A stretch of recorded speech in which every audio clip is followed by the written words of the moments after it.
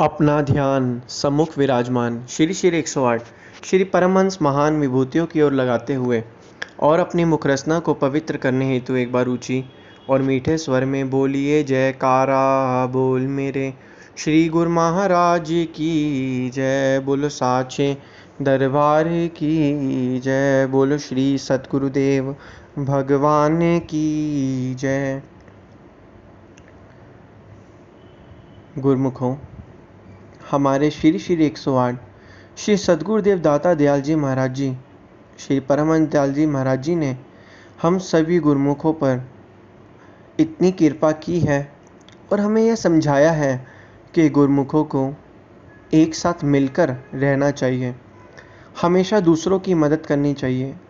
दूसरों की हमेशा मदद करके ही हम अपने मन के अंदर शांति प्राप्त कर सकते हैं।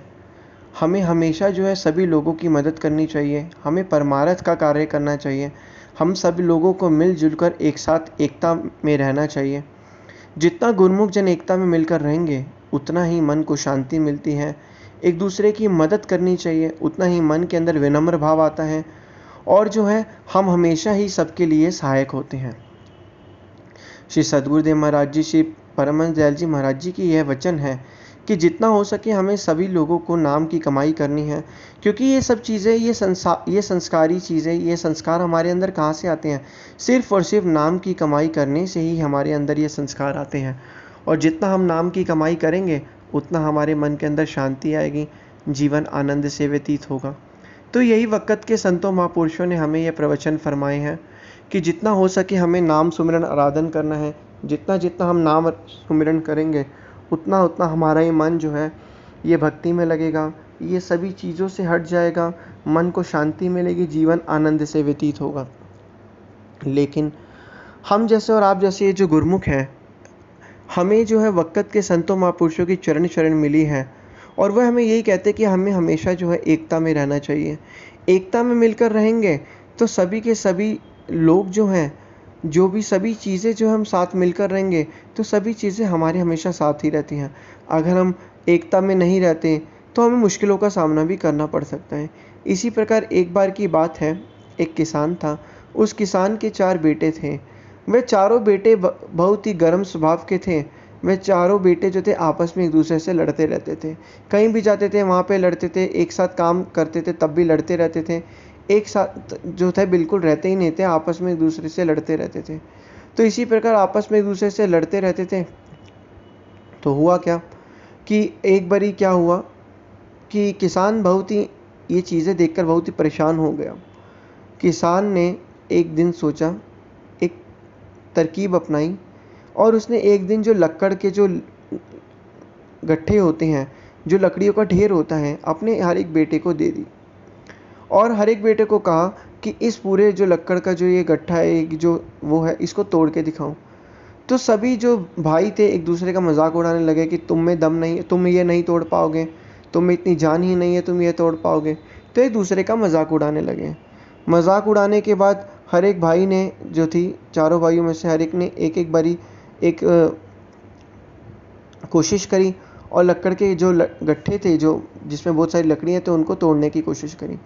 पहले भाई से वह नहीं टूटा, फिर दूसरे ने कोशिश करी, दूसरे से भी नहीं टूटा, फिर तीसरे ने कोशिश करी, तीसरे से भी नहीं टूटा, फिर चौथे ने कोशिश करी, चौथे से भी नहीं टूटा। तो फिर इसी प्रकार सभी कोशिश करने के बाद चारों के चारों नाकाम हो गए। नाकाम होने के बाद फिर उसके पिताजी ने एक भाई को कहा कि ये जो लक्कड़ के जो गट्ठे हैं, इसके अंदर से एक लकड़ी निकालो। चारों जने इस अपने अपने गट्ठे में से एक लकड़ी निकालो। चारों ने अपने में से एक लकड़ी निकाली और लकड़ी निकालने के बाद उन्होंने कहा, उसके पिता ने, अब इस लकड़ी को तोड़ो। एक लकड़ी निकालने का सभी ने एकदम से लकड़ी को तोड़ दी। तो ठीक इसी प्रकार पिताजी ने यही समझाया, यही शिक्षा देते हुए उनको संबोधित किया और कहा कि ठीक इसी प्रकार अगर तुम चारों लोग अशांत स्वभाव रखकर आपस में एक दूसरे से लड़कर इस संसार में रहोगे तो कोई भी व्यक्ति तुम्हारा तुम्हें नुकसान पहुंचा सकता है, लेकिन अगर तुम चारों मिलकर रहोगे तो कोई भी तुम्हारा बाल बाका नहीं कर सकता। जिस तरीके से लक्कड़ का उस एक लक्कड़ के गट्ठों के अंदर होने पर जो था कोई भी उसे तोड़ नहीं पा रहा था, क्योंकि वे तब एक साथ एकता में थे। लेकिन जब हमने एक लकड़ी को उसके समूह से अलग किया तो क्या हुआ, उसको हमने आसानी से तोड़ दिया। इसी प्रकार जब आप लोग चारों मिलकर रहोगे तो आपको कोई भी बाल बांका नहीं कर सकता। लेकिन अगर आप चारों जो हैं अलग अलग रहोगे और अलग अलग दूसरे को ही ताना देते रहोगे, एक दूसरे की बुराई करते रहोगे, एक दूसरे को ही बुरा भला कहते रहोगे, तो आपका कोई भी संसार में व्यक्ति जो आपको हानि पहुंचा सकता है।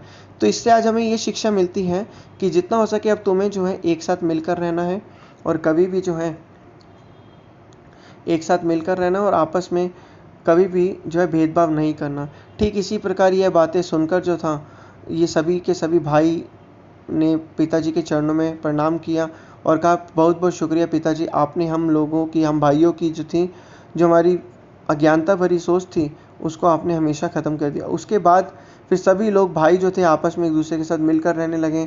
आपस में खेती बाड़ी का कार्य करते तो मिलकर करते थे, एक दूसरे के साथ प्यार भरी भावना के साथ रहते थे और आपस में कभी नहीं लड़ते थे।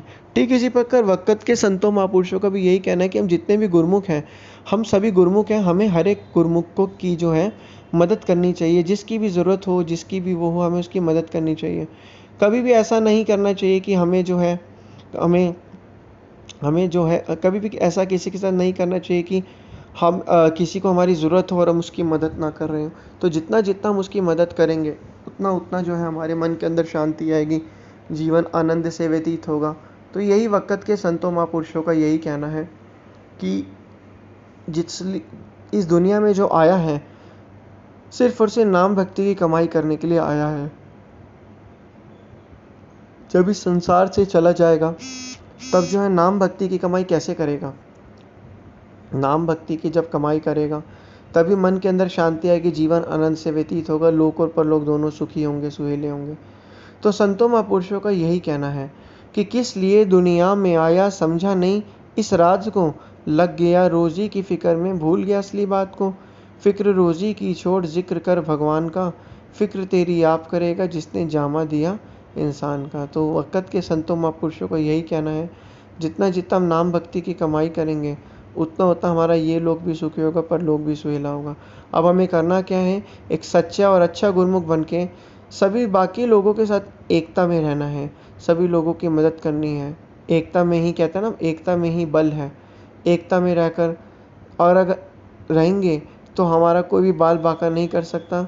और सभी गुरुमुख जन जो है आपस में एक दूसरे के मिल के रहेंगे तो उससे हमारे मन के अंदर शांति भी आएगी, जीवन आनंद भी से भी व्यतीत होगा, हमारे विचार सही होंगे, मन में सुख शांति और आनंद आएगा। तो यही संतों महापुरुषों ने फरमाया है, यही चीज़ हमें करनी है जिससे हमारा ये लोक भी सुखी होगा और परलोक भी सुहेला होगा। बोलो जयकारा बोल मेरे श्री गुरु महाराज की जय, बोलो साचे दरबार की जय, बोलो श्री सद्गुरुदेव भगवान